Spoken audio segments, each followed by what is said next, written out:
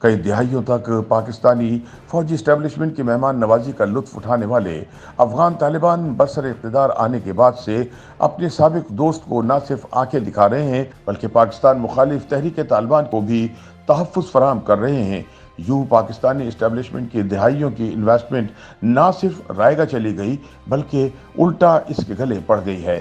پاکستان کو حالیہ کچھ عرصے سے جہاں کالعدم تحریک طالبان کی بڑھتی ہوئی کارروائیوں کا چیلنج درپیش ہے تو وہیں افغانستان کے ساتھ معلقہ سرحد پر کشیدگی نے بھی سیکورٹی اداروں کی تشویش میں اضافہ کر دیا ہے۔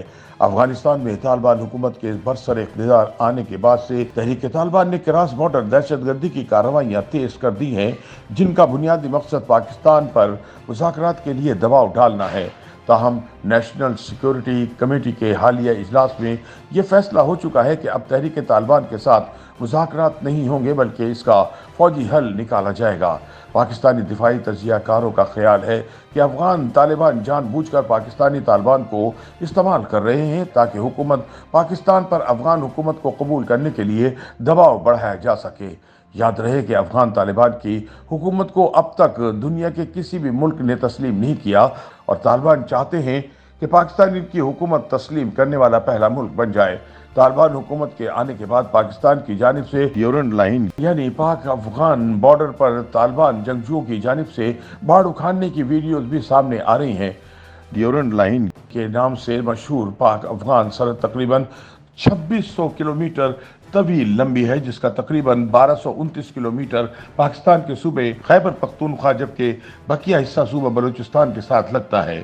پاکستان آرمی نے پچھلے 4 برسوں میں اس باؤنڈری لائن کو محفوظ بنانے کے لیے خاردار تاریں لگائی تھی، جنہیں افغان طالبان کے برسر اقتدار آنے کے بعد اکھاڑا جا رہا ہے۔ اسلام آباد میں قائم سیکورٹی تھنک ٹینک پاکستان انسٹی ٹیوٹ آف پیس اسٹڈیز کی سالانہ رپورٹ میں کہا گیا ہے کہ افغانستان میں طالبان کے اقتدار سنبھالنے کے بعد سے پاک افغان سرحد پر عدم تحفظ اور تشدد میں بتدریج اضافہ ہو رہا ہے۔ رپورٹ کے مطابق گزشتہ سال پاکستان میں اس کی سرحدوں کے پار سے کل 15 حملے ہوئے، جن میں افغانستان کی سرحد سے مجموعی طور پر 13 حملے پاکستان کی حدود میں بلوچستان اور خیبر پختونخوا صوبہ میں ہوئے۔ رپورٹ کے مطابق افغانستان سے ان حملوں میں 34 افراد بشمول 20 سیکورٹی اہلکار ہلاک اور 52 زخمی ہوئے۔ یاد رہے کہ برطانوی نو آبادیاتی دور میں سر ڈیورنڈ کی سرکردگی میں قائم کمیشن نے 1893 میں برطانوی ہند اور افغانستان کی سرحد کا تعین کیا تھا۔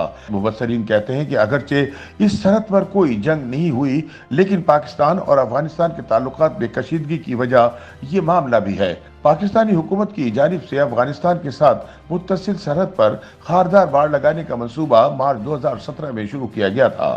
پاکستان اور افغانستان کے درمیان سرحد مشکل اور طویل ہے اور حکام کے مطابق اس کی مسلسل نگرانی کرنا ایک مشکل کام تھا۔ اس لیے اس سرحد پر باڑ لگانے سے غیر قانونی طور پر لوگ سرحد عبور نہیں کر سکیں گے۔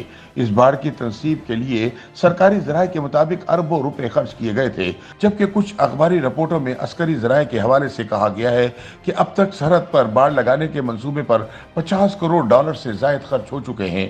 اس منصوبے کے تحت سرحد پر نگرانی کے لیے سینکڑوں چھوٹے چھوٹے قلعے اور چوکیاں تعمیر کی جا رہی ہیں اور جدید ریڈار سسٹم کی تنصیب بھی اس منصوبے کا حصہ ہے اور اس کا مقصد پاکستان کی سرحد کو محفوظ بنانا ہے۔ سرحد پر خاردار باڑ کی تنصیب کے منصوبے سے باخبر پشاور میں ایک مقیم سینئر سیکورٹی افسر کا کہنا ہے کہ سرحد پر باڑ لگانے کا منصوبہ سابق army chief general Qamar Javed Bajwa کے دور میں شروع کیا گیا۔ ان کے بقول اس منصوبے کا مقصد ٹی ٹی پی جیسی کالعدم شدت پسند تنظیموں اور بلوچ علیحدگی پسند گروہوں کو مبینہ طور پر افغانستان میں موجود ٹھکانوں سے پاکستان میں کارروائیوں سے روکنا تھا۔ بتایا جاتا ہے کہ پاکستان نے افغانستان سے امریکی اور نیٹو افواج کے انخلاء اور پڑوسی ملک کی سیکورٹی صورتحال کے پیش نظر سرحد پر خاردار باڑ لگانے کا منصوبہ شروع کیا تھا۔ جب 16 دسمبر 2014 کو پشاور کے آرمی پبلک اسکول میں حملہ کیا گیا تو تب بھی حکام نے یہی بتایا تھا کہ حملہ آور افغانستان سے پاکستان میں داخل ہوتے ہیں اور پھر کارروائی کر کے واپس افغانستان فرار ہو جاتے ہیں۔ سرحد پر لگائی جانے والی خاردار تاروں سے بنائی گئی باڑ پاکستان کی جانب سے 11 فٹ بلند ہے، جبکہ افغانستان کی جانب سے اس کی اونچائی 13 فٹ ہے۔ ان دونوں باڑوں کے درمیان 6 فٹ کا فاصلہ ہے، جس میں خاردار تاروں کا جال ڈال دیا گیا تھا۔ بعض मुबस्सरीन का यह भी मानना है कि हुकूमत पाकिस्तान पुरुम्मीद थी कि पाकिस्तान मुखालिफ समझे जाने वाले साबिक हुक्मरान अशरफ गनी और हामिद करजई के बरक्स तालिबान हुकूमत बाढ़ के मामले पर पाकिस्तान की हिमायत करेगी, लेकिन ऐसा नहीं हो सका। तालिबान हुकूमत के आने के बाद सरहद पर झड़पों और बाढ़ उखाड़ने के वाकयात में इजाफे ने पाकिस्तान की तमाम तर उम्मीदों पर पानी फेर दिया है। सालाना सिक्योरिटी रिपोर्ट जारी करने वाले इदारे PIPS के डायरेक्टर मोहम्मद आमिर राना कहते हैं कि सरहद पर बाढ़ लगाने के मामले पर तालिबान हुकूमत ने साबिक सदूर अशरफ गनी और हामिद करजई की तरह ही सख्त और कौम परस्ती पर मबनी मौक़िफ़ अपनाया है। ख्याल रहे कि पाकिस्तानी हुकूमत की जानिब से 2014 में शुमाली वजीरिस्तान समेत साबिक कबायली इलाकों में ऑपरेशन ज़र्ब-ए-अज़्ब के बाद TTP और दीगर शिद्दत पसंद तंजीमों ने अपने ठिकाने अफगानिस्तान के सरहदी सूबे कन्नड़, खोस्त और ननगार में मुंतकिल कर दिए थे।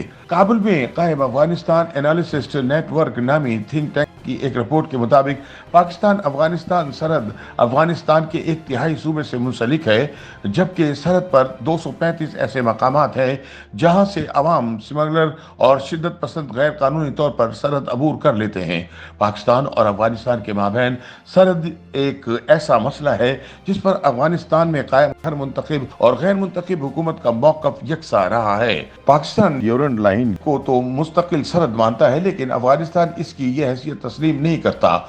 माहिरीन का कहना है कि पाकिस्तान सरहद पर बाढ़ लगाकर लोगों की गैर कानूनी आमदरफ्त और स्मगलिंग रोकने के साथ साथ सरहद की मुस्तकिल हदबंदी भी करना चाहता है, जिसे माजी की अफगान हुकूमतों ने हमेशा मुस्तरद किया है। तालिबान के इख्तिदार में आने के बाद पाकिस्तान को यकीन था कि अफगानिस्तान के तालिबान हुक्मरान बाढ़ के मसले पर माजी से मुख्तलिफ हों, मगर पाकिस्तान के ये अंदाजे गलत साबित हुए। दिफाई तज्जियाकार कहते हैं कि माजी के तालिबान हुक्मरान पाकिस्तान और इसकी इंटेलिजेंस एजेंसियों के साथ करीबी रवाबित रखते थे, मगर तालिबान की नई नस्ल जो अब हुकूमत चला रही है, इसमें पाकिस्तान मुखालिफ जज्बात पाए जाते हैं और वो माजी की मेहमान नवाजियां भुला चुकी है। YouTube पर गूगली न्यूज देखने के लिए youtube.com की सर्च बार में गूगली न्यूज TV टाइप करें। गूगली न्यूज के पेज पर सुर्ख रंग के सब्सक्रिप्शन वाले बटन पर क्लिक करना ना भूलिए। YouTube पेज पर अपलोड होने वाली वीडियोस से बाखबर रहने के लिए बेल आइकन पर क्लिक कीजिए। आपको हर नई वीडियो के बारे में नोटिफिकेशन मौसूल हो जाएगा।